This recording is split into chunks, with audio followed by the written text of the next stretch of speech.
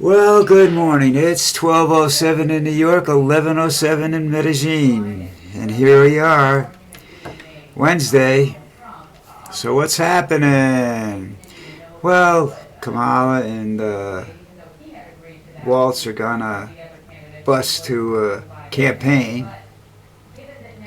I remember when Eisenhower campaigned off the back of a train. Man, that just shows you how damn old I am. Wow. Let's see what's going on elsewhere. There was a guy that they interviewed that was that voted for Biden the last time around, but he's voting for Trump because of the economy. Well, the economy is important. I don't know that Trump's going to make it any better, and I don't think it was any better when he was in office. And you can, unless you were rich. If you're rich, the economy is going to get better. If you're poor, you're screwed. That's Trump's philosophy because he doesn't care. Okay, but you think he cares? That's cool. Well, one of the things you should take real interest in right now is that Trump is trying to restrict voting. Now, he says because he doesn't want it to be an illegal vote, that he's trying to ensure the vote. No, he's not. He's trying to ensure that he gets elected. And that's something you should really consider because that's going to go through for that. If he comes elected, that's going to go all across the country, not just in Georgia and a couple other states. Every state is going to restrict your vote. Now, you say some people are voting that shouldn't vote. That's going to happen anytime you have a free election, okay? That happens everywhere in the world. There's a no 100% guarantee that you can stop it, but you minimize it. And from all the investigations of 2020 and 2016 and what have you, they were minimized. There wasn't enough irregularities to warrant a change in the results. So, if you think that you can survive in a almost police state where your right to vote is really, really restricted, and if you want women not to be able to, you want doctors and you don't want just doctors in the operating room when your wife is giving birth. You would like a politician or a cop in there too. Well, then you go ahead and vote for Trump. Okay, this is just I don't understand. Well, I can understand him because if you're depending on your economic situation, where you were in 2020 and where you are today. Are you better off? I don't know. I don't know that you were better before 2016 or after 2016. It depends how much money you have and what profession you're in. That's going to change with every politician because they prioritize different things. All right, so what I look at is more than anything else that I'd like to see in this election is honesty and integrity. And Trump is not honest. He's got no integrity. I mean, he's just a fat fool, and so are some of the people that are really close to him. And they want to do away with elections. They want a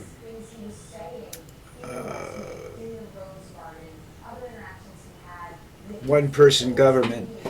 They don't want the House, the Senate, and everything else. Even Putin has a proletariat that he has to answer to. Now, most of the time, they're afraid of him because he knows he controls the intelligence agencies, the secret police, and the military. Those three things are all you have to control in Russia to be a power leader. Trump wants to control the way you think. He feels that if he can keep you from becoming educated, keep you from reading certain books, and see similarities in the politics and whatnot that's in these stories of totalitarian leaders and whatnot, that he can get away with what he wants to get away with. The Supreme Court giving him immunity should have warned everybody right then and there that this is not going to be his next administration is not going to be for everybody. It's just going to be for himself and his friends. And this is and I'm sorry, but that's the way it is. He's a a true thief. You know, you look at now. I can't say anything about bankruptcies because I walked away with more money than I had. You know, I walked away in good shape after a bankruptcy, but I was in bad shape before that. And he does that. You know, he walks away in great shape from bankruptcies, but not everybody that's involved in that bankruptcy with him walks away the same way. You know, if they get paid, they're getting paid less than full price. And, you know, he said, well, they were charging me more. They didn't do a good job. He doesn't pay his bills now. You know, and there are a lot of people that are hurting financially because it's a lot of towns whose police forces are underfinanced right now because he owes $70,000-$80,000 to the police department or the city administration because he decided he wanted to, you know, come in and throw a little rally or something like that, you know. I can understand the situation in Pennsylvania when he was almost shot, quote unquote, that there were gaps in his protection because I don't think some of the towns he goes to can afford that. And the federal government sends what they send. You know, they look at a situation and say, okay, this is what we're going to do. The rest is going to be up to the town. The federal government can't send an army in to protect one man. It can't be done. They have a lot of other people to protect. They have vice presidents. They had a president and a vice president as well as candidates that they had to protect, you know, as well as other ex-presidents that they had to protect.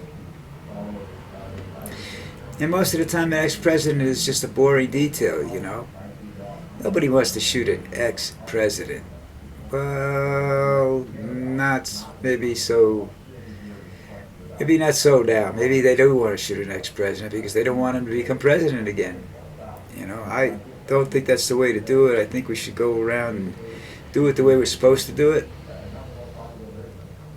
But I doubt that you'll be able to say at the end of the night on election night that this man or that Kamala won or Trump won. I think there's going to be so much litigation after it might take a year to straighten that out. Now, can Biden last another year in office? Well, if he doesn't, Kamala becomes president, and that's fine with me, because maybe she could straighten this asshole out. After this is all over, if Trump loses, Trump needs to be arrested on the spot. That's it. You're done. You're finished. Going to jail. Pay your fines. You know, immunity doesn't cover debt, as far as I know. If the debt was accumulated honestly, the immunity does not forgive the debt, you know. So he's going to owe money. And he doesn't have any cash. All right, he is cash poor. That's why he uses the super PAC that he has. I forget the name of it, and other than super PAC, where he can theoretically, legally use the money for anything he wants. He was paying that's how the lawyers were getting paid during his trial, this hush money trial, in the lawsuits. Those lawyers were getting paid by donors to his super PAC, and the people that are donating, you know, this is happening apparently. If they don't, then these people should have the right to vote removed because you're just too fucking dumb. You have to be. They probably have to be hand fed. So you know, I see this being a very disruptive election period. I see a lot of problems arising.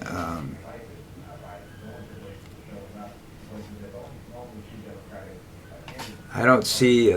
I see the possibility of Trump winning is just too horrible to think about. You know, and people sit there and they say, "Nah, he ain't gonna be there. He's gonna be good for us." Well, I hope you must be rich then, because if you're a middle class, lower middle class, or poverty level individual, Trump is not good for you. Trump will keep you from, if you're a veteran, Trump's not good for you, okay? Because he thinks you're a sucker for going to war to fight for democracy, all right? What should you have done? Develop bone spurs? You know, if he wasn't rich, bone spurs wouldn't have saved him. He had to pay some doctors off, okay, to say that he couldn't walk. And you'd see him without any kind of orthopedic shoe or anything. He walks around golf courses. He plays golf, you know. I'm sorry. He's a liar, a cheat, a fake, a phony, whatever you want to call him. He's absolutely the worst person that I've ever had any contact with at all.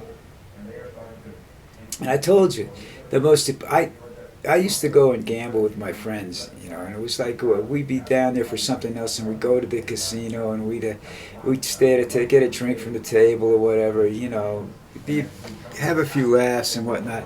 We never lost a lot of money. We never won a lot of money, but we had fun. You go over to the I forget what the casino, the Castle or something like that it was called. Trump's Castle in the just outside of the main area, casino area, was the most depressing place I've ever walked into in my life. You walk into this and you're depressed. You can feel the depression. You can sense it. Nobody wins money there. Nobody has any fun there. There's no laughter at the tables. You laugh, people look at you. You know, hey, shh, you can't do that here. It's quiet. They're playing cards. Dude, if you're that serious about your money, you don't belong in the casino in the first place. Oh, God, I just can't. And then J.D. Vance, there's another one.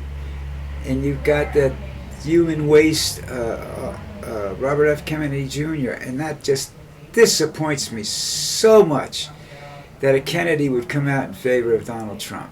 I'm not saying that I love the Kennedys. I voted for John Kennedy. I didn't vote a lot after that.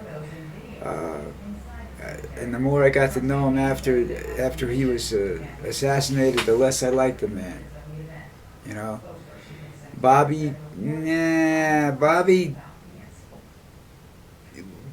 had me convinced he was just, you know, I didn't think Bobby was a real honest man, but he had a way of talking to people that made you want to vote for him, you know. He had a personality. I can't for the life of me think of why people want to vote for Donald Trump. He has no personality. His programs are detrimental to society. But you have these other elites that believe that they should be ruling the country, and somehow or another Elon Musk thinks he's going to be on the transition team and everything like this, and they're going to get all this done. Musk is another one that's very, very dangerous. Not because he's stupid, but because he's crooked. And a smart crook can be a very dangerous individual.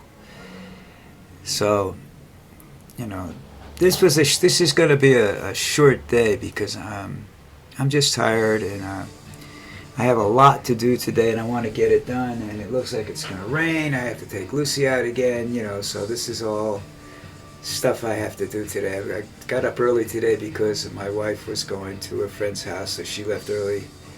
I have a lot of early ups coming up the rest of the month and into September. We're not healthy people, and it's scary, you know.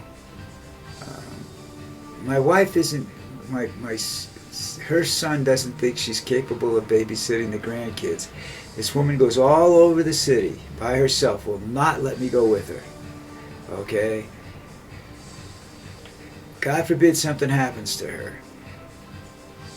But it's the same situation. I understand the situation because it happened once in their house where she blacks out and she forgets who she is and she loses her short-term memory. And that scares the hell out of them, and they don't want They don't want her alone with the baby.